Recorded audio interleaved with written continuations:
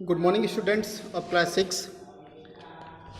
आप लोगों का एसएसटी के चैप्टर एसएसटी का सिविक्स में चैप्टर 4 चल रहा था, जिस चैप्टर का नाम था की elements of a democratic government. इसके पहले वीडियो में हम लोगों ने कुछ बातों पर इसके डिस्कस किए थे, जिसमें से टॉपिक था पहला व्हाट इज़ डेमोक्रेटिक गवर्नमेंट। उसके बारे में हमने पहले वीडियो में पढ़ाया था। उसके बाद था important features of a democratic government, जिसमें इक्वालिटी के बारे में, पार्टिसिपेशन के बारे में हम लोगों ने डिस्कशन किया था और फ्रीडम के बारे में हम लोगों ने डिस्कशन किया था। अब दो टॉपिक बचे थे, उसको आज हम इस वीडियो में डिस्कस कर लेते हैं। तो आज का पहला टॉपिक है नीड टू रिसॉल्व कन्फ्लिक्ट। संघर्ष जो होता है, कन्फ्लिक्ट मतलब संघर्ष होता है, तो संघर्ष को हल करने की ज़रूरत होती है। ठीक है, तो एक कंट्री अगर मान लीजिए कि वहाँ पे कन्फ्लिक्ट होता है, तो उस संघर्ष को रिसॉल्व कौन करता है, उस कन्फ्लिक्ट को हल कौन करता है? वायलेंट होने से, यानी कि उसको उग्र होने से कौन सॉल्व करता है? तो आप भी जानते हो कि गवर्नमेंट जो होती है, सरकार जो होती है, वो किसी भी प्रकार का कन्फ्लिक्ट हो, चाहे वो कॉमन हो, मतलब कि कॉमन रिलीजियस हो, या आपके इकोनॉमिक बैकग्राउंड्स पे हो, या स्ट्रांगली डिसएग्री हो, ठीक है, इन सभी मुद्दों का कहीं ना कहीं सॉल्यूशन जो होता है वो गवर्नमेंट ही करती है। जैसे कि अगर आप एग्जांपल देखना चाहते हैं तो किस प्रकार से सरकार एक कॉन्फ्लिक्ट को रोकती है, किस प्रकार से सरकार एक प्रिवेंट यानी कि जो रोकथाम करती है कॉन्फ्लिक्ट होने से, उसका एक एग्जांपल देख लीजिए। जैसे कि मान लीजिए कि एक बहुत बड़ा मैच हो रहा है, ठीक है, दो बड़े टीम हैं, ठीक है, दो बड़े टीम गेम खेल रहे हों, वहाँ पे देखते हैं कि दर्शक जो होते हैं वो काफ़ी संख्या में जाते हैं। ठीक है, तो वहाँ पे काफ़ी संख्या में जब दर्शक जाते हैं, मान लीजिए कि 50 से 60,000 लोग हों या 1 लाख से भी ऊपर हो सकते हैं, तो वहाँ पे आप देखिएगा कि पहले से ही सरकार जो है वो पुलिस को तैनात करके रखती है बहुत भारी संख्या में। किस लिए? कि आपस में लोग भिड़े नहीं, सभी को सुव्यवस्थित तरीके से बैठाया जा सके, या सभी को अपना अपना सीट जो है वो सही तरीके से दे दिया जाए, क्योंकि संघर्ष जो होता है वो थोड़ी थोड़ी बातों से ही चालू होता है। इसलिए सरकार जो होती है वो पहले से ही तैयार रहती है। कॉमन रिलीजियस हो, कभी कुछ रिलीजियस का ही कोई निकलता है, क्राउड मूव निकलता है दूसरी बातों को लेकर, तो वहाँ भी सरकार देखिएगा कि पहले से ही पुलिस तैनात करके रखती है कि उसको रोक लिया जाए।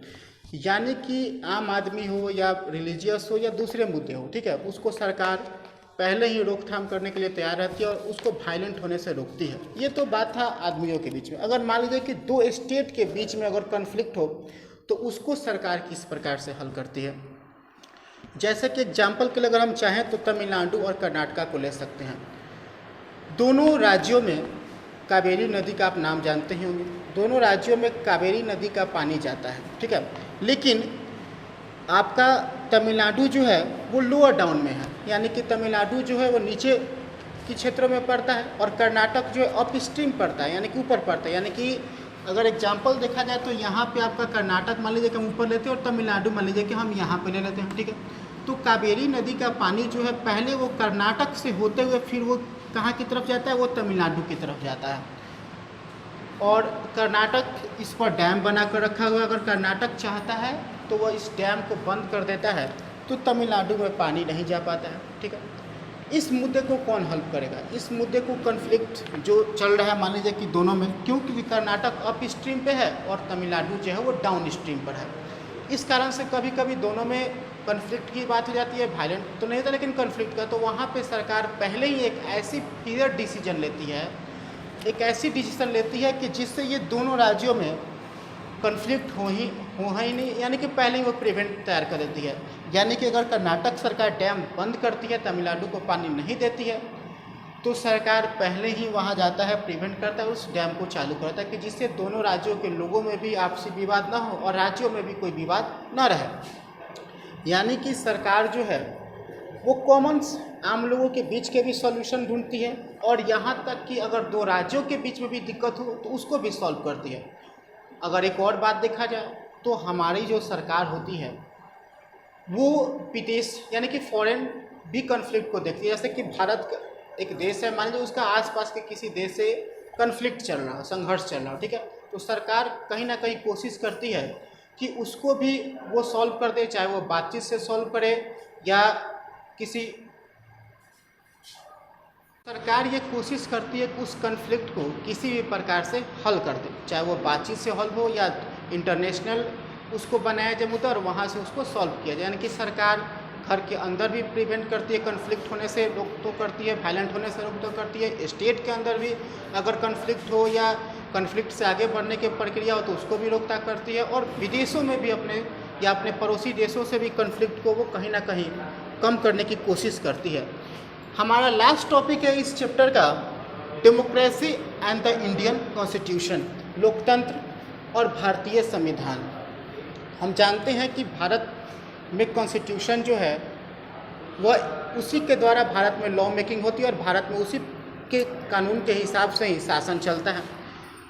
तो अगर हम लोग अपने कॉन्स्टिट्यूशन के प्रियम्बल की बात करें, प्रस्तावना की बात करें, तो प्रस्तावना में सबसे ऊपर ही कहता है कि भारत जो है वह एक डेमोक्रेटिक रिपब्लिक है, यानी कि लोकतांत्रिक गणराज्य है या गणतंत्र है। इसका मतलब क्या होता है, पहले हम लोग इसको समझते हैं। लोकतांत्रिक गणराज्य का मतलब क्या होता है? एक ऐसा देश जहाँ पे जो भी व्यक्ति हेड जो होता है ना वो बाई इलेक्टेड चुना जाता है, ना कि वो अपने प्रभावशाली तरीके से। यानी कि जो हेड होता है ना उस देश का वो बाई इलेक्शन से जीत कर आता है, ना कि कोई राजा होता है, ना ही कोई डिक्टेटर होता है। यानी कि डेमोक्रेटिक रिपब्लिक देश में जो भी व्यक्ति जो हेड होते हैं, चाहे वो प्राइम मिनिस्टर हो या प्रेसिडेंट हो या गवर्नर हो या चीफ मिनिस्टर हो, वो बाई इलेक्शन से जीत कर आते हैं और उससे वो हेड ऑफ द होते हैं और उससे वो अपना अकॉर्डिंग टू कॉन्स्टिट्यूशन रूल करते हैं।